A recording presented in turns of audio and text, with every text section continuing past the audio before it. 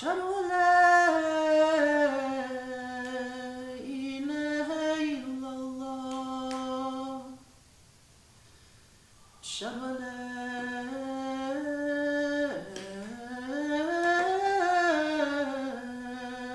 إله إلا الله أشهد أن محمد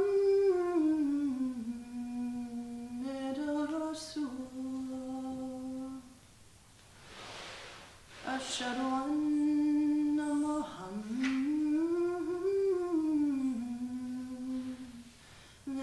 رسول الله حي على الصلاة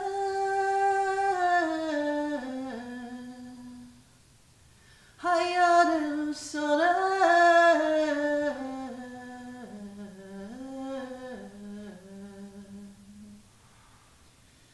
حي على الفلاح حي على الفلاح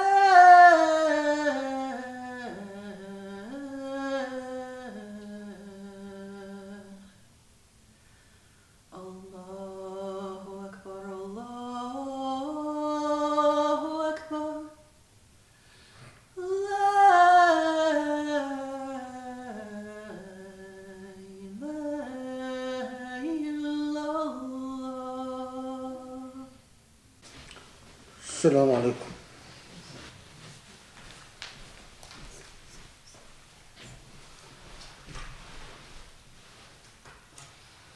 الله أكبر الله أكبر الله أكبر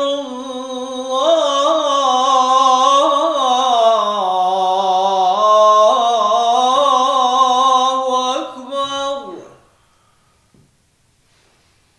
أشهد أن لا إله إلا الله أشهد أن لا إله إلا الله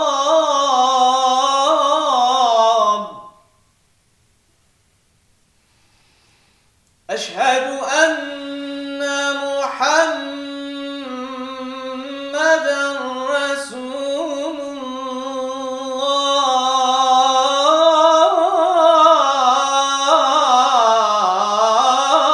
الله أشهد أن محمدًا رسول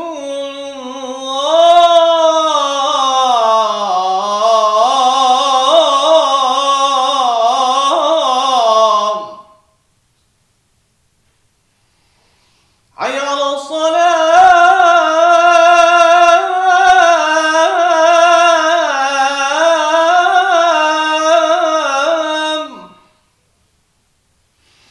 حي على الصلاة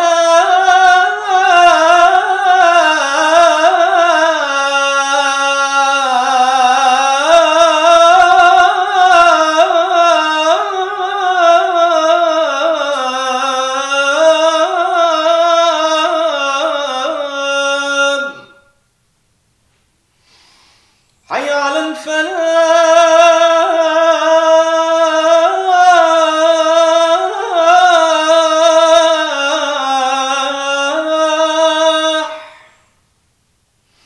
حي على الفلاح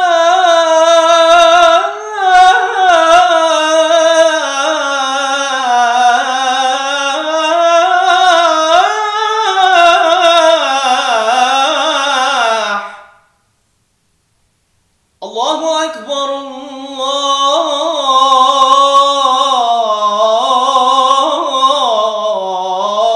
الله أكبر لا إله إلا الله وصلى الله على سيدنا محمد وعلى آل محمد وسلم. بسم الله الرحمن الرحيم وسبحان الله العلي العظيم والحمد لله رب العالمين ونشهد أن لا إله إلا الله وحده لا شريك له ونشهد أن محمدا رسول الله اللهم صل وسلم وبارك على الحبيب المصطفى النبي الأمين المرسل رحمة للعالمين محمد خاتم الرسل والأنبياء أجمعين وعلى آله الأطهار الميامين وعلى أصحابه المختارين وعلى من اتبعه بإحسان إلى يوم الدين.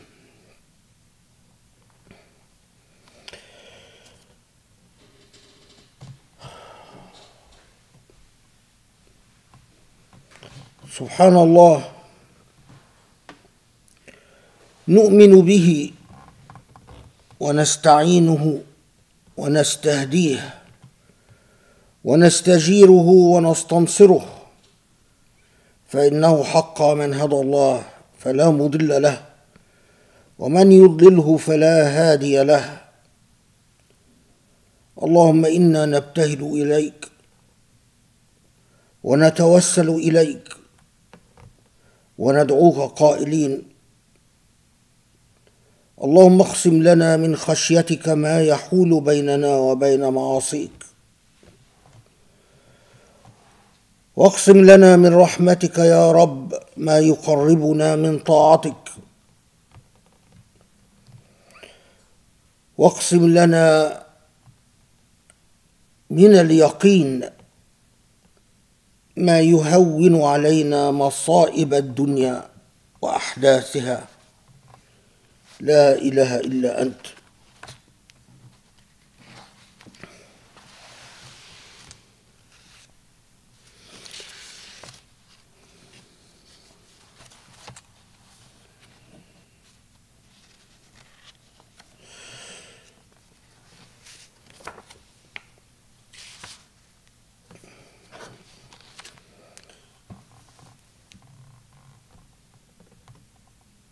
As I often do,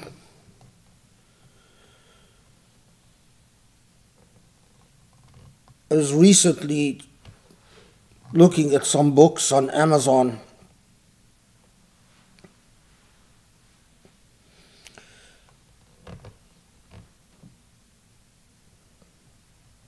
and I noticed something that was rather interesting.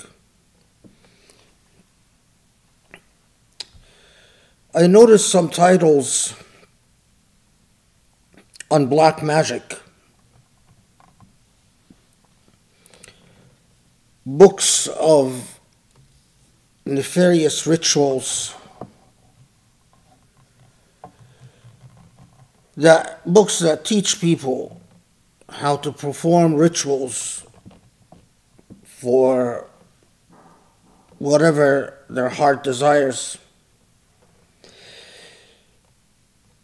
And of course, there's the sad irony that many of these books, especially the ones that are titles that are prominent amongst them,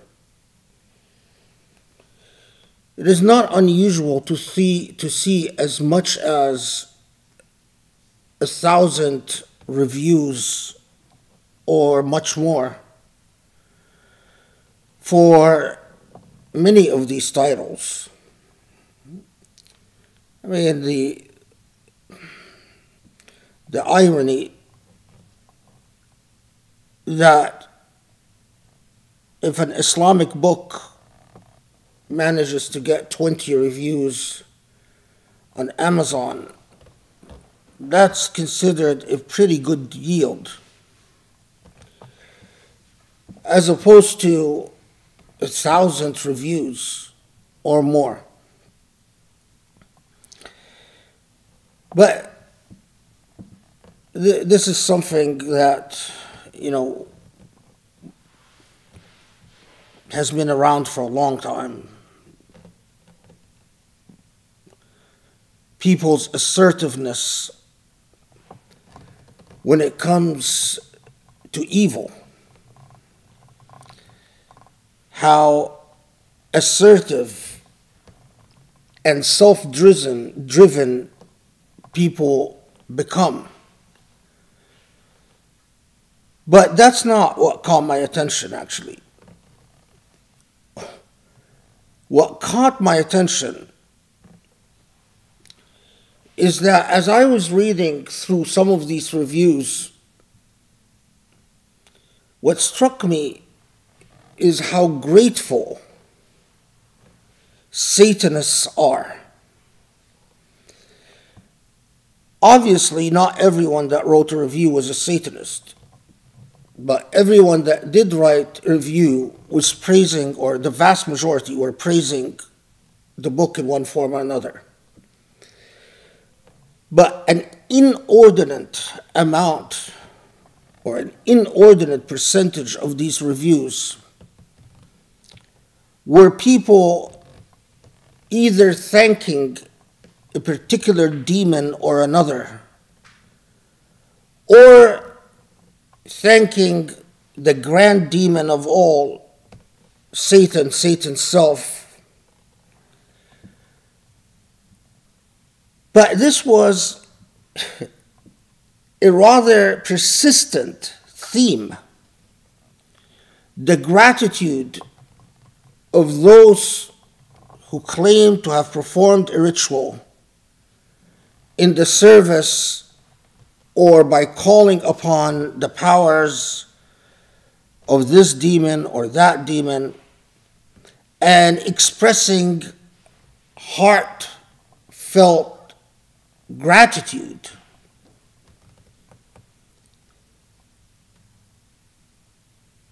And it invited me to pause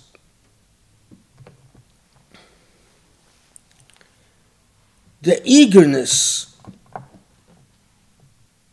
by which people, the audience of these texts, the eagerness by which they were attributing particular results to particular statements of fealty and loyalty to the object of their call, their ritual.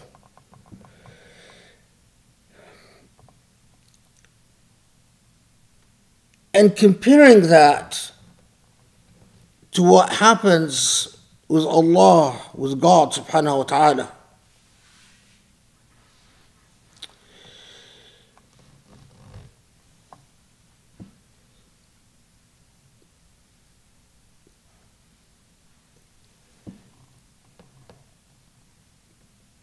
It is not at all a common practice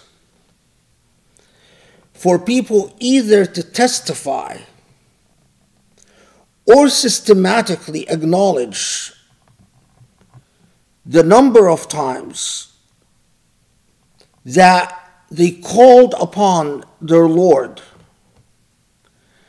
and their Lord indeed answered their prayer. Time and time and time again. But it is so commonplace that it hardly bears notice. The vast majority of people, in the vast majority of occasions, will not pause to declare or announce or affirm or testify to the numerous blessings that Allah subhanahu wa ta'ala showers upon them. There is something, though, about these folks who are loyal to their satanic deities.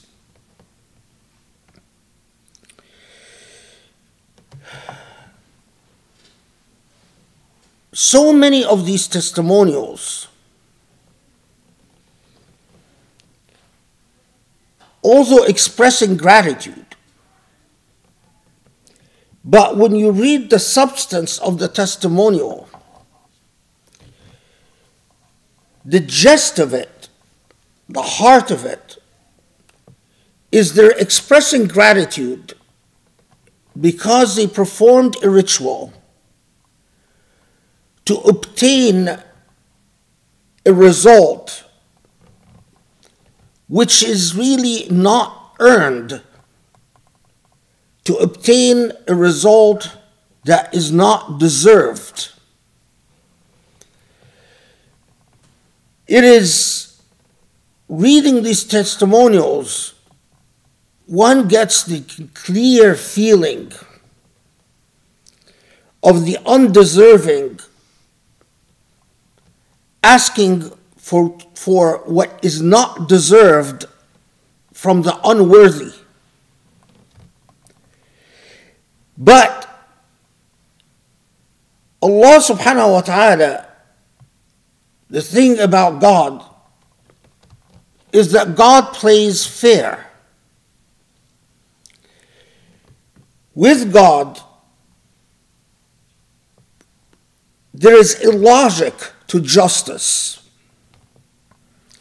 a logic from which conclusions follow from premises, where axioms of morality manifest logically and rationally from the axioms to premises, to minor premises, to ultimate conclusions and results. And is it that often causes us to take Allah subhanahu wa ta'ala, to take God for granted?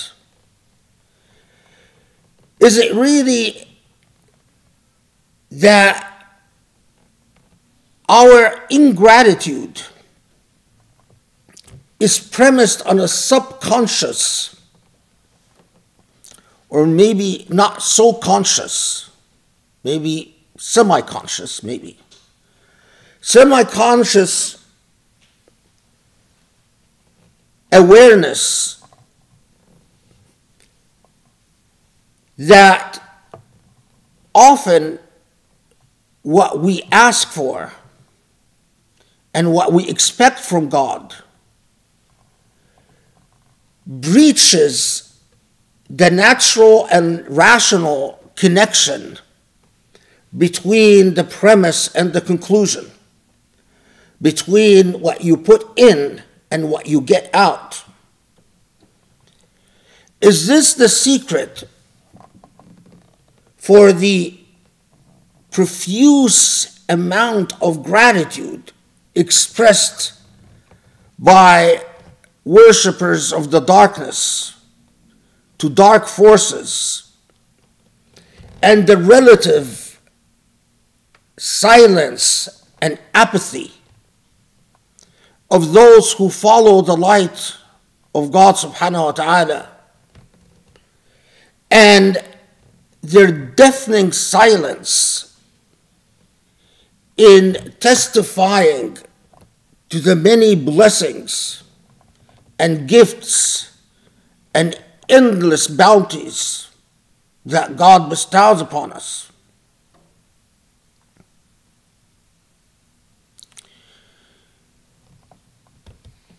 Yeah, in reading the testimonials of darkness, it is always someone that wants a shortcut, someone that wants to force a result whether the result has to do with romance, has to do with vengeance, has to do with material advantage, to cut short the laws of causation and the laws of natural creation and the very laws of justice in order to obtain an individual and personal advantage.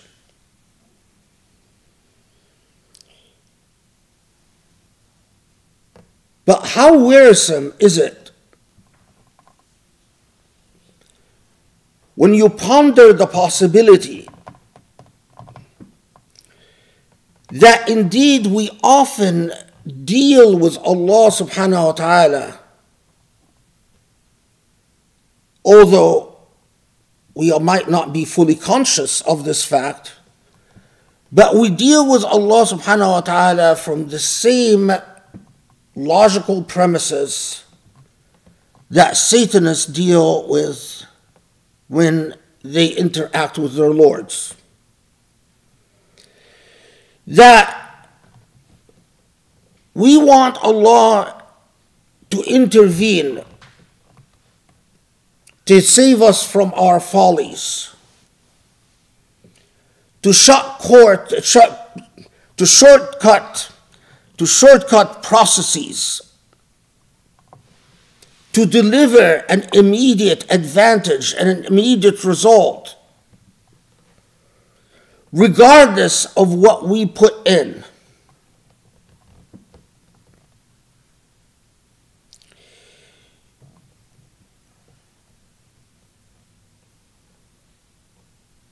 When the veils of deception are removed, even so briefly, before one's eyes, when Allah allows these veils to be lifted, even for the briefest of times, you see the extent to which our world is a matrix of connections and interconnectedness.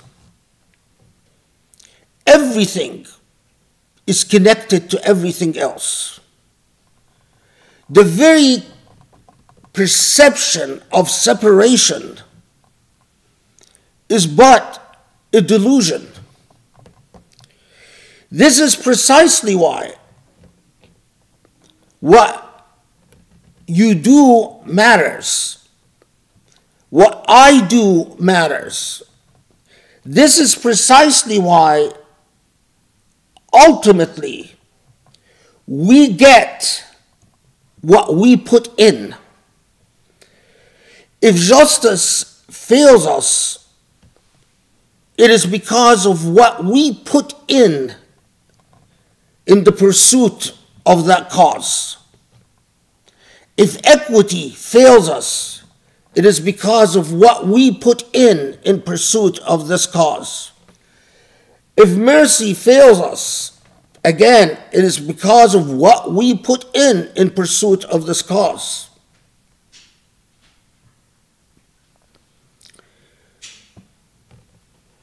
The logic of shaitan and the logic of shayateen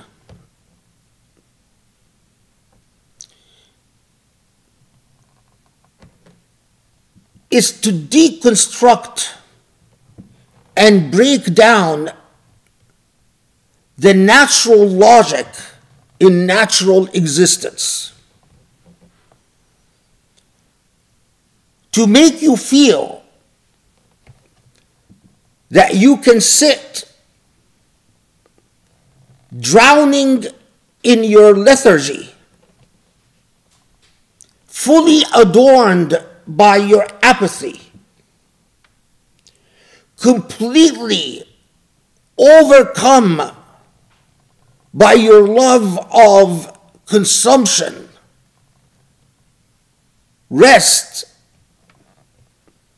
and selfishness, and yet expect the results to be different than what reason dictates the results are going to be. That is precisely the very logic of the dark path, the very logic of the satanic path.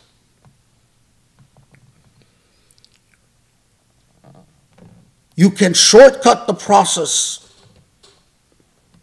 You can expect somehow, miraculously, regardless of what you invested, to get results that are completely at odds with what you've invested and what you've placed into the thing.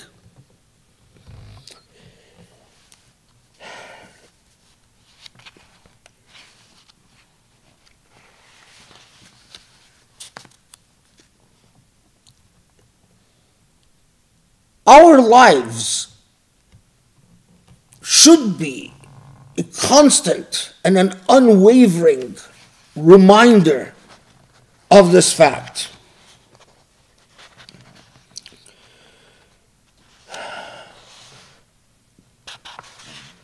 Consider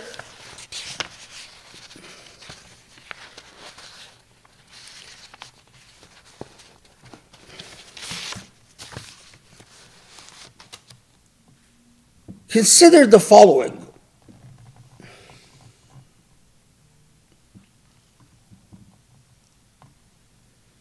As Muslims, everything in our heart and our core affirms the truth of Islam. But we have a very grim and stark reality that haunts and pursues and should torment every Muslim. The sad reality is that the heart of the holy sites of Islam, all of the holy sites of Islam, are occupied, to put it quite bluntly, by evil forces. We all know what happened to Jerusalem. Israel annexes East Jerusalem in 1980, and the Muslim world stands by oblivious. Israel regularly and systematically colonizes West Jerusalem, and the vast majority of Muslims all over the globe stand by apathetically, worrying about their mortgages, whether a mortgage is halal or haram, worrying about whether wearing gold for men is halal or haram, worrying about whether listening to music is halal or haram, worrying about whether the hijab or not wearing the hijab is halal or haram, until we reach a day where very little remains of West Jerusalem, leave alone East Jerusalem, in Muslim hands. And nothing changes about the core of what Muslims are and what Muslims are about. But you come to Mecca and Medina. Just recently, the brother of a very well-known Muslim scholar. We already know the droves of Muslim scholars who are rotting in Saudi prisons. We all know about Awad al-Qarni, Salman al-Oda, Ali al-Amri, Sifr al-Hawali. And this is just, the list is extremely long. But Saeed al-Ghamidi, who is currently in Britain, his brother, Muhammad al-Ghamidi, is recently sentenced to death over a couple of tweets in which Muhammad al-Ghamidi, a couple of tweets from an anonymous account, mind you. The tweets were sent to 9 people. Muhammad al-Ghamidi in these tweets talks about the persecution of scholars, doesn't even talk about the king or MBS, but talks about the fact that Muslim scholars are rotting in Saudi prisons, and talks about the mismanagement of money and finances in his country, Saudi. And because the Saudi government wants Saeed al-Ghamidi, the scholar, to return to Saudi so he can be imprisoned and tortured, but they can't force him to come back because he is in refuge, and again, part of the irony, not in refuge in a Muslim country, but in refuge in England, because he knows that there's no safety in any Muslim country, that all Muslim countries might potentially hand them over. So he is in refuge in England. But the Saudi government sentences Muhammad al-Ghamidi to death for these couple of tweets from anonymous accounts. And the mind-boggling thing, they do it in the name of Sharia law. Everything the judges said, they said that this is the will of God as found in Islamic law. This follows a series of cases of pure absurdity in Saudi. Salma Shihab, who was a student at Leeds University, for a couple of tweets about women's rights, is sentenced to 34 years in prison.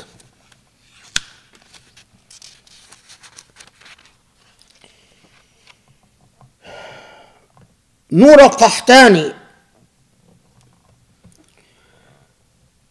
for a few tweets from 2 anonymous accounts talking about mismanagement of the economy and corruption, is sentenced to 45 years in prison. Noura Qahtani is a mother of 5.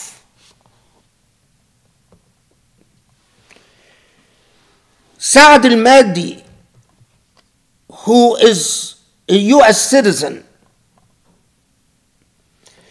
is sentenced to 16 years in prison. Then the Court of Appeals increases the sentence from 16 years to 19 years. Through the offices of the US government, Saad is ultimately doesn't serve the 19-year prison sentence. However, he is banned from travel.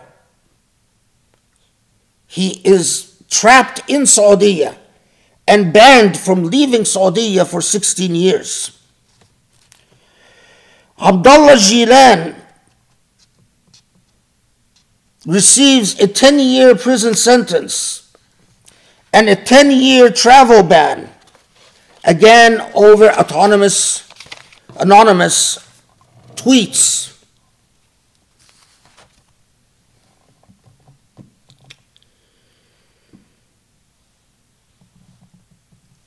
When the government in control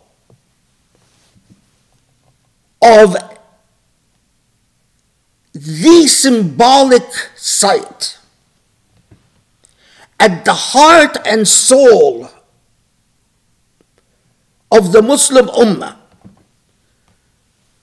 we betrayed Jerusalem. No doubt. All the fancy narratives will not change the fact that we betrayed Jerusalem in the most grotesque and offensive way. All of us, without exception. But then even with Mecca and Medina, and here's what I concretely mean, in very concrete ways. This government that is the custodian of the two holy sites, this government that controls the symbolic heart of Islam, is sentencing people to a lifetime of prison, or virtual lifetime, or to actual death for speech activity that is critical, not even calling for the overthrow of the royalty or anything like that. Not that it would be right to sentence people to death for that, even that. But for much less.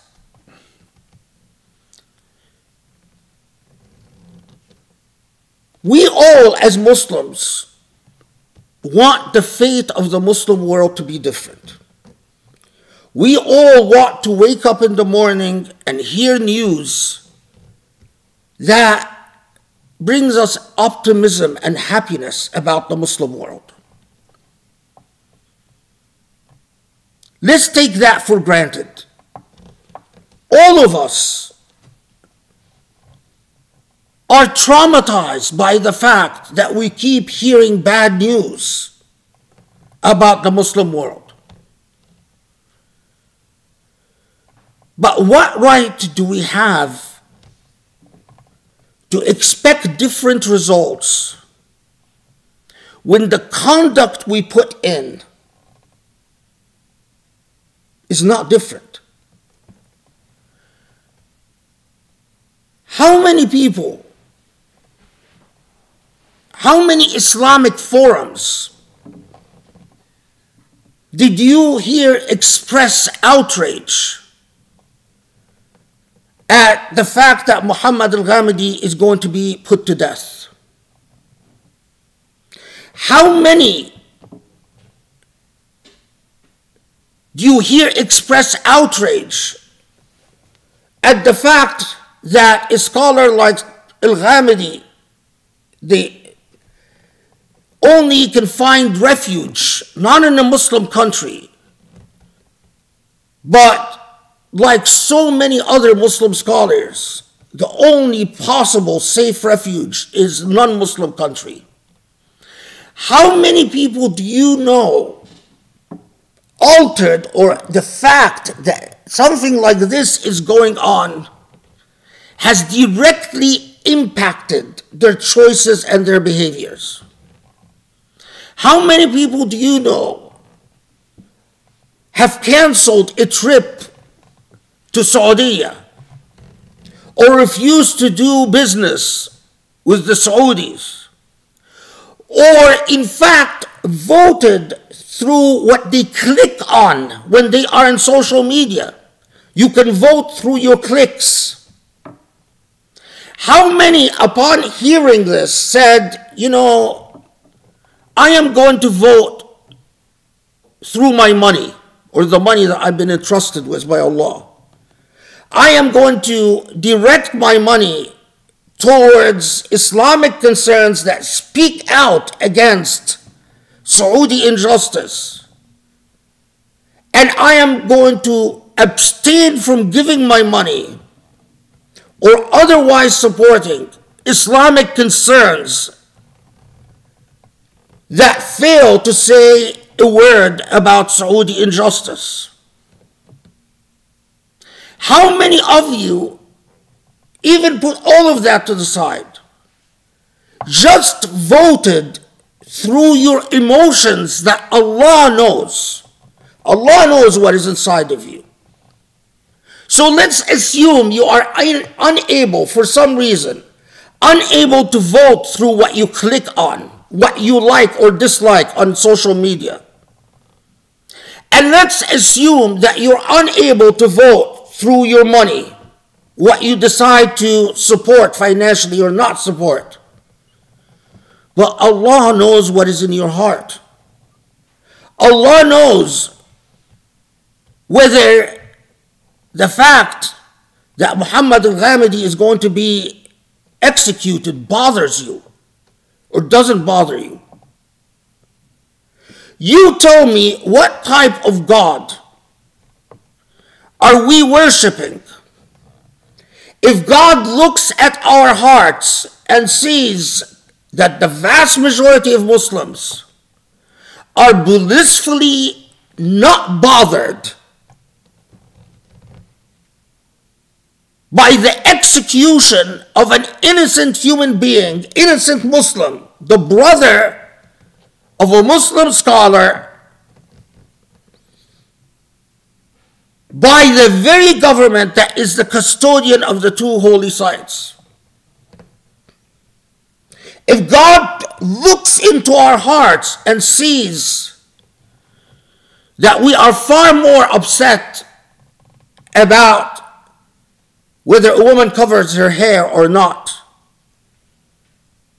than people being executed and their lives being destroyed in prisons of political oppression, and Allah looks into our hearts and sees this, and despite what Allah sees in our hearts, Allah says, you know what, it's okay. I'm going to make you all as Muslims victorious. I'm going to give you what you pray for. What's the difference between God and Satan then? Satan gives those who don't deserve undeserved results. Is God's path the same? Should you expect from God the same? This is the thing. So many Muslims say, well, what can we do? Allah knows what is in your heart. And if Allah looks into our hearts and sees that we at a minimum have the right feelings, perhaps our fate would become very different. But what do you do when you hear of Muslim scholars fully aware of so many precedents like this, blissfully, without bother, without pause, decide to organize an Umrah trip to Mecca? Let's all go and enjoy ourselves and pretend that we can sincerely and faithfully worship Allah, ignoring all the injustices that surround us and breathe down our neck.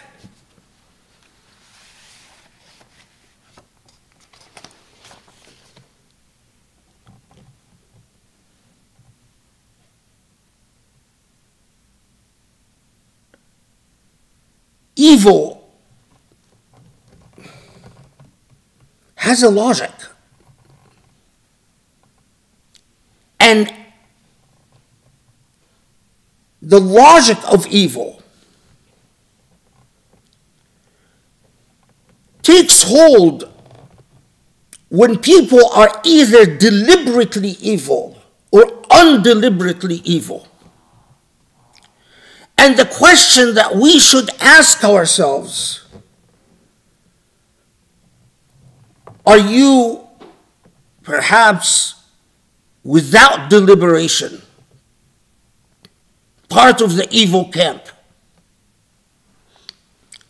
Listen, recently there are numerous documented situations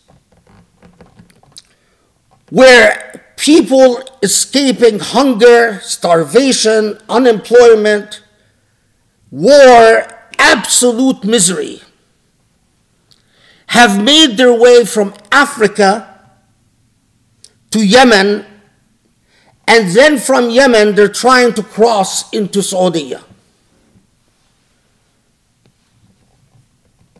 Now, what they found is that Saudi forces opened fire and numerous massacres have been committed in the past 6 months. Thousands of destitute, unemployed, dispossessed refugees from Ethiopia, from Somalia, from Mauritania, from Sudan, have been massacred, shot point blank by Saudi forces as they tried to cross from the Yemeni border into Saudi. Thousands. The remarkable thing about evil is that it has a logic and reason and rationale of its own. Before the Saudis massacred hundreds of refugees at their border, lest we forget, the French, in coordination with the Egyptian armed forces, Sisi's government, responded to the refugee crisis,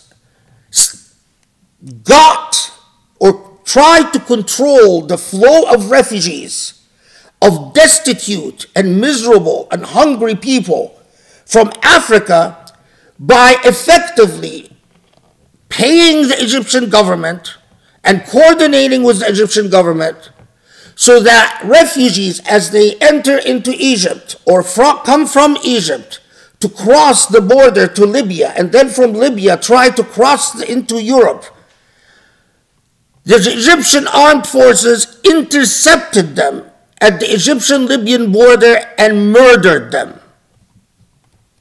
Conservative estimates is the Egyptian forces killed, murdered 60,000 people. And yet you find plenty of Egyptians and plenty of so-called Muslims who still ask the question, do you support Sisi or do you support Sisi? Your president murdered 60,000 refugees. Undisputed. Not even the Egyptian government dared deny it. And Allah looks into our hearts. Question number 1, how many of you Muslims know about it? Question number 2, how many of you Muslims are bothered by it? What percentage of you are traumatized by it? What percentage of you still think you are free to like or dislike Sisi?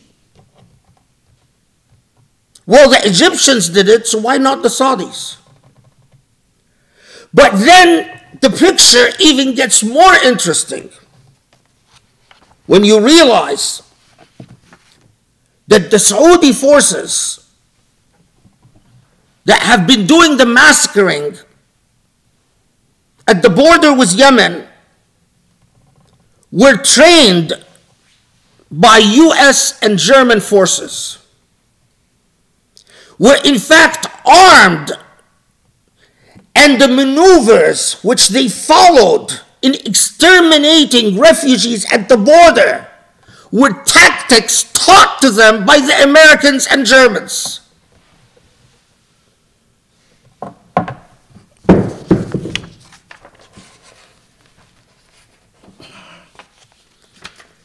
And here's the article. And Allah looks into our hearts. How many of you know that? How many of you are traumatized by that? How many of you had their behavior altered and impacted and affected by that? How many of you have changed their habits on what they click on social media because of that? How many of you have altered or changed their spending habits because of that? How many of you have changed your relationships because of that? Leave all that. Let's put that all to the side. How many Muslims, how many Muslim institutions have spoken up about that? How many khatibs have decried and condemned in the same way that you go out of your way to condemn acts of terrorism as you should when they occur in Europe or in the US or in Canada, to say we Muslims are good people, don't hate us? How about when the Saudi government, trained by the German and American government, slaughter hundreds of people, innocent refugees? How many? And what if God just ignores the reality of Muslims and says, I'm going to give you gifts anyway? What does your barometer of morality and ethics and justice tell you?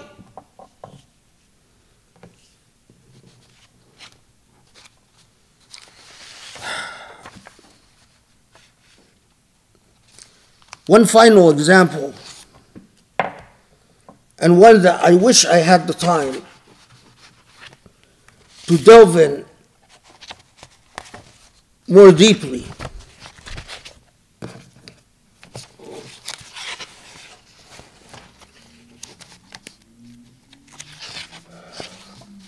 But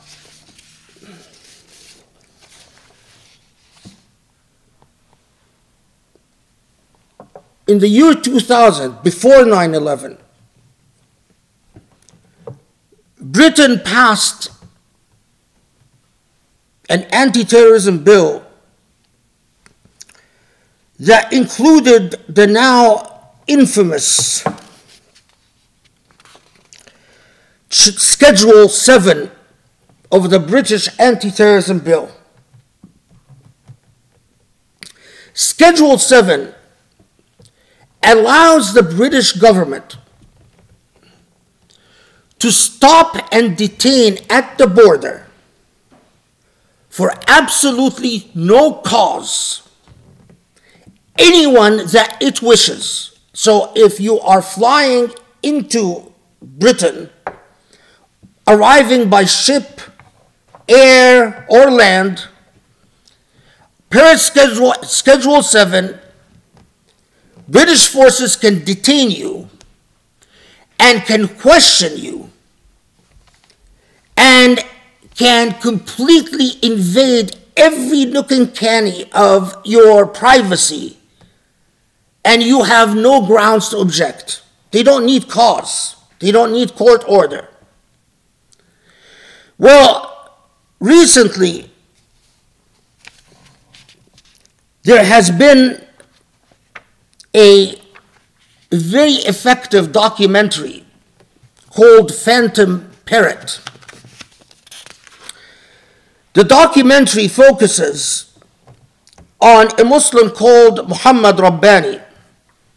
Muhammad Rabbani runs a human rights organization called Cage.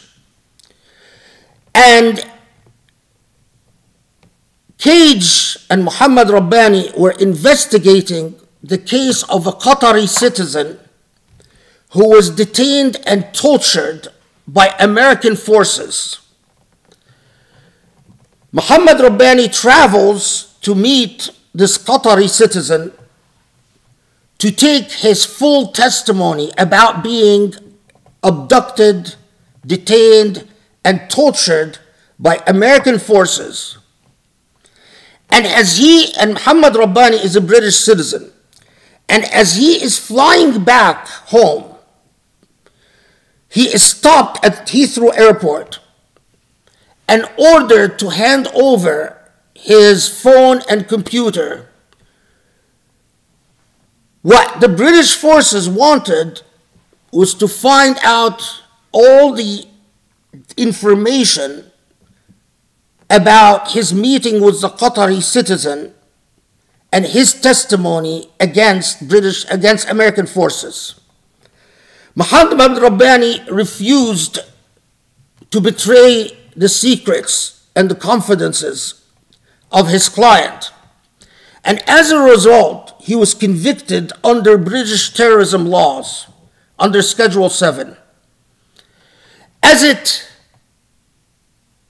appears, or as it is revealed or comes out, that as much as, and that is a very conservative estimate, as much as 1 million people have been detained under Schedule 7 British law, and that 99.99% of those detained under Schedule 7 are Muslim, and that the conviction rate,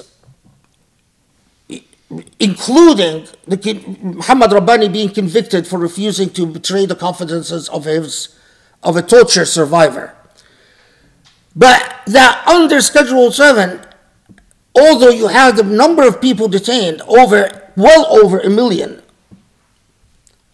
the number of people actually convicted of anything is only 8.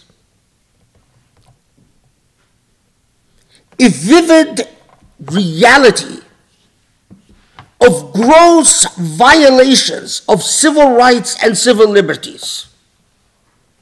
A clear profiling and targeting and racializing of Muslims.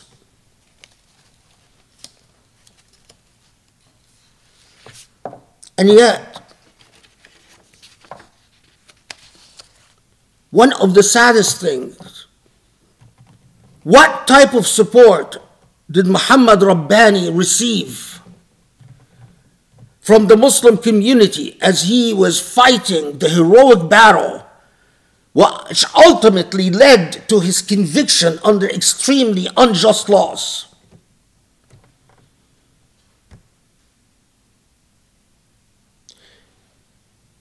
Who are Muslims voting for through their money and through their social activity? Are they voting for those who tell them, pay attention, you are being profiled and persecuted, you must rise up and fight for your rights? Or are they voting for those who are telling them dignity is prime, and obey the rule of law, and don't be a society of honor instead of dignity? Be obedient, be lethargic, be apathetic, be selfish. Who are you voting for? Through your life decisions, through your very actions. Who do you decide to support? Allah is my witness. Allah is my witness. I was targeted by the Emiratis. I don't want to go into details, but I was targeted, and maximum harm and pain was inflicted upon me and my family. And in our worst moments of need, did we find Muslims around us? We stood alone. We fought alone. We survived alone. Our only ally was Allah subhanahu wa ta'ala. But for a scholar who lived his life thinking of nothing but the Muslim Ummah, so many nights, as I saw my family suffer from the injustice and the ugliness, I would wonder, who is the true Lord of this Ummah? Who is this Ummah's real loyalty and fealty belong to? If it's God, I know God as the God of justice. If their loyalty and fealty is to injustice, then it cannot be that their loyalty and fealty belongs to God. It's an oxymoron. It's impossible. أقول قولي هذا واستغفر الله لي ولكم واسأل الله يستجب لكم. بسم الله الرحمن الرحيم. وسبحان الله العلي العظيم والحمد لله رب العالمين وأفضل الصلاة والتسليم على محمد وآله وأصحابه ومن اتبعوا بإحسان إلى يوم الدين. God, the nature of evil, the logic of evil. Look at the irony of how evil taunts us, sticks its tongue out at us, and says, God, you are so moronic. You are so idiotic. There is a recent story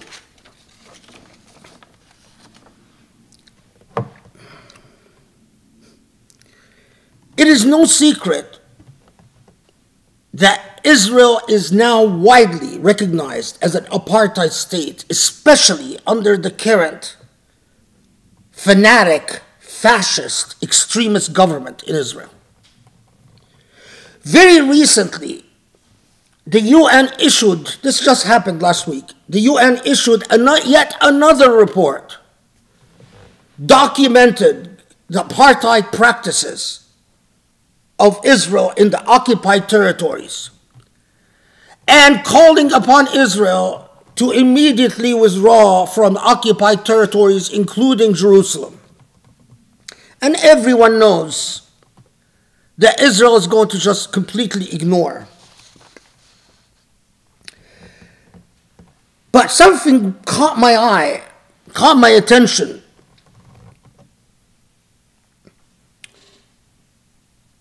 Recently, Minister Ben-Gvir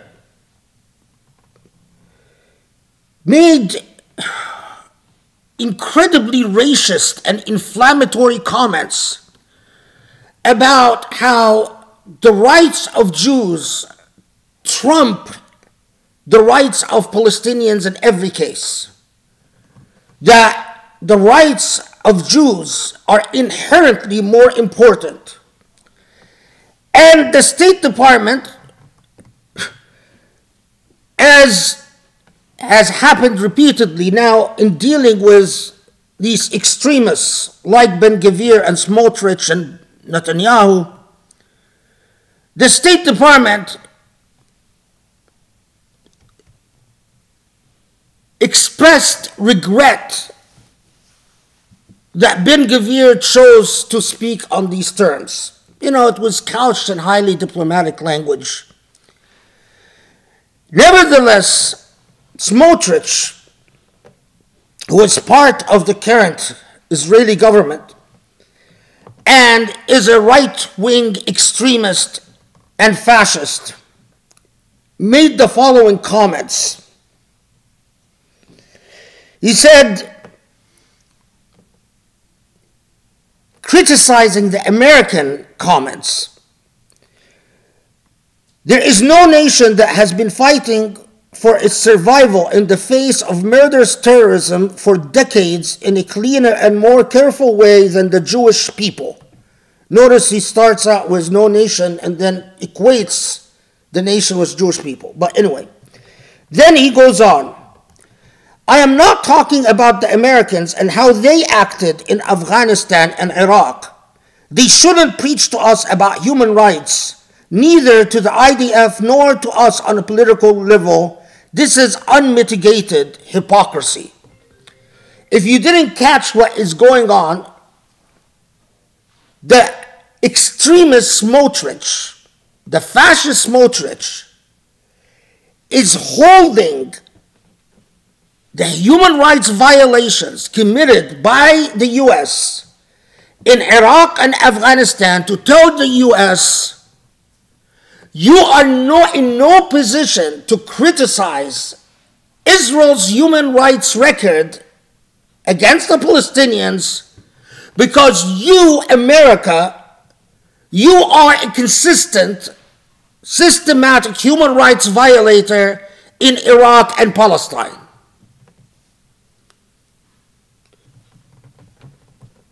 And it makes you pause. And how the truth at times emerges even from the mouth of the most evil sources. Smotrich, the Israeli fanatic, is taunting the U.S. and telling the U.S. you are in no moral position to criticize us because you, America, you are immoral because of what you've done in Iraq and Afghanistan. And yet, as so many believe, what we've done in Iraq and in Afghanistan, especially Iraq, was driven by those who support Israel and those who want Israel to be the civilizationally hegemonic power in the entire Middle East.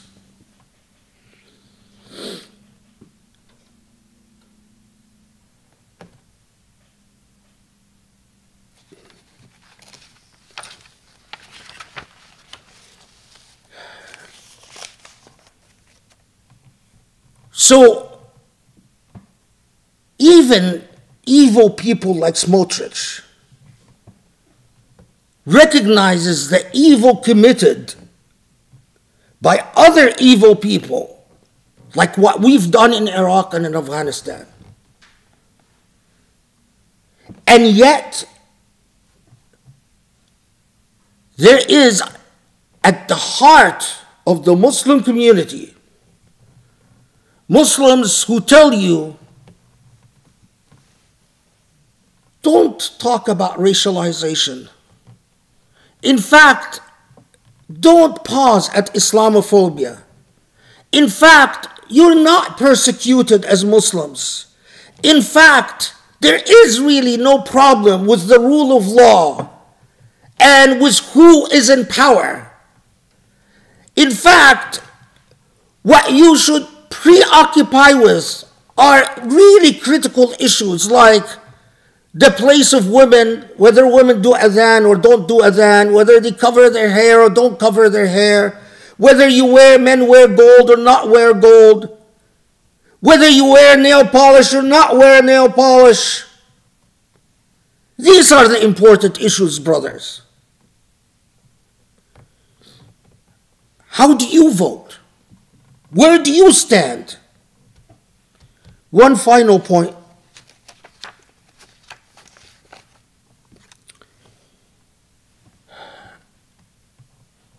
Allah has made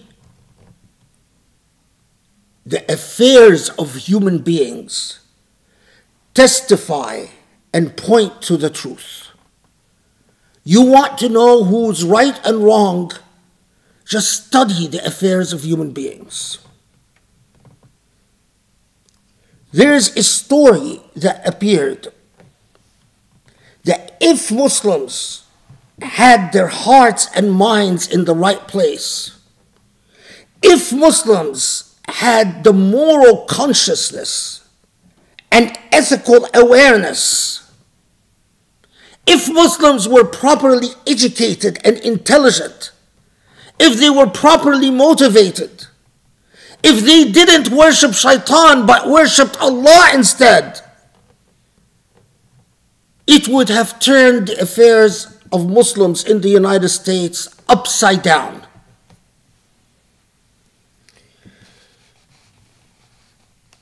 You want to know the net effect, the result of those that tell you, accept unjust rulers, don't you dare criticize or rebel. Allah doesn't want you to pursue honor. Allah wants you to pursue dignity. The rule of law, even if law is unjust, is the most important value. Even if law is immoral and unjust. There is a new phenomena that is astounding. I said before that a good percentage of the victims of human trafficking are Muslims. This is a fact, an undeniable fact. Any of you who sit there and talk about whether the voice of women is awra in adhan, or whether women should cover their hair or not cover their hair, must reconcile themselves with the fact that every single day there are thousands, hundreds of thousands of Muslim women who are repeatedly sexually assaulted as they are trafficked, bought and sold,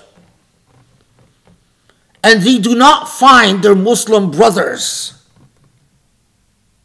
coming to their rescue. The Muslim brothers are too busy with being airheads, empty brains, soulless, heartless. Recently,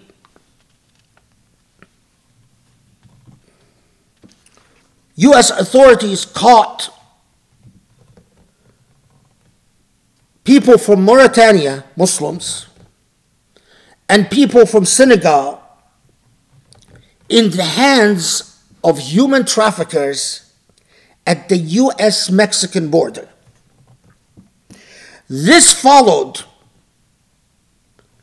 another incident in which 46 people, 19 of them were from Mauritania.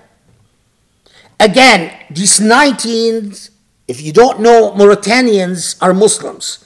Senegalese are mostly Muslims. 46 people being trafficked at the U.S. border, all the way from Mauritania. 19 of them were Mauritanians.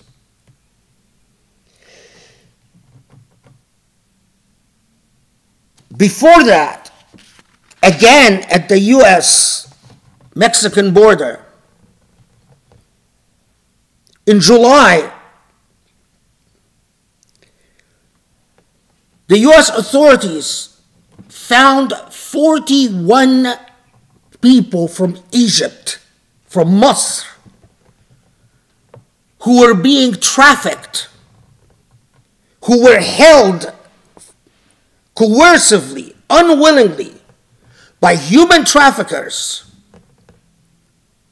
again, near the vicinity of the U.S.-Mexican border. Sometimes it's inside the U.S., sometimes it's in Mexico, but it doesn't matter. This was in July. Before that, 129 Egyptians were found who belonged to human traffickers, but as the human traffickers saw that the American law enforcement was closing in, they abandoned the 129 Egyptians on a bus in the desert. And when the law enforcement found the bus with 129 Egyptians, the 129 Egyptians started telling American forces about how they were trafficked, etc., etc. So, those who are telling you, don't be offended by slavery because the Prophet owned slaves. Those who are telling you, and astaghfirullah, not for a second do I believe that. And anyone that believes that needs their conscience and their Islam checked. As simple as that. But those who are telling you authoritarianism is okay, Muslims are not ready for democracy. Those who are telling you what's wrong with me accepting invitations from the United Arab Emirates? What's wrong with me accepting money from the United Arab Emirates? What's wrong with me sitting on the side as I see the United Arab Emirates go after scholars who speak up against them and try to destroy them? Those who are telling you what's important is the rule of law, even if the rule of law is unjust, because Muslims should be anchored in dignity, are the same people who are telling you what's wrong with someone like Sisi ruling Egypt. Sisi saved Egypt from the Ikhwan. Well, here's the result. What's wrong? What's wrong is your Muslim sisters. Not any different from the Egyptian doctors who peddle this trash to you in Islamic centers, are trafficked all the way from Egypt. They are abducted in Africa, in Asia, in the Middle East. Mauritanians, Senegalese, Egyptians, Sudanese, Libyans, Yemenis, Syrians.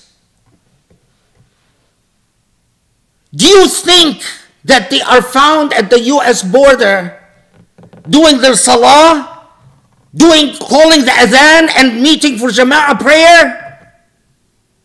They are found bonded and chained, repeatedly raped every single day. Raped again and again and again, as they are commodified, commercialized, sold and bought. Do they found their Muslim brethren talking about them on the podiums of Salah? Do they found khutbahs all over the United States talk about the plight of their fellow Muslims who are trafficked by slave traders? No. They found their fellow Muslims clapping and applauding and praising someone who comes and tells them the Prophet owned slaves. So don't be morally outraged by slavery. They found their Muslim brethren applauding and praising someone who's telling them, don't worry about injustice. What's wrong with the Muslim ban? What's wrong with the fascist right wing? What's wrong with Islamophobia? Live your life. Enjoy yourself. Be selfish. Ignore. And then I go back. Remember, Satan worshippers want results from powerful satanic forces regardless of what they justly deserve. And when they get the favor from their satanic forces, after they pay their dues, they are very grateful. Allah subhanahu wa ta'ala is not shaitan. Allah doesn't deal with undeserved results. Allah doesn't work with injustice. Allah doesn't give people what they don't deserve. So if our Muslim sisters coming all the way from Africa and Egypt and Syria are being sexually assaulted and violated at the American border, treated like animals, it is because that is what we earned. What you and I earned. May Allah have mercy on our soul. May Allah have mercy on us.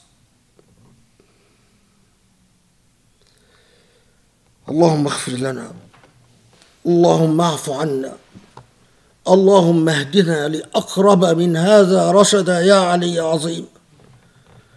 Allah forgive our sins.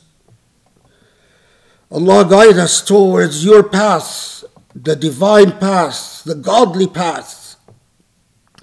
Steer us away from the path of shaitan and the path of demons and Satanists, from the path of injustice, apathy, lethargy, and cruelty. And forgive us and bless us and protect our families from all evil. Ya Rabbal Alameen wa aqim as-salah.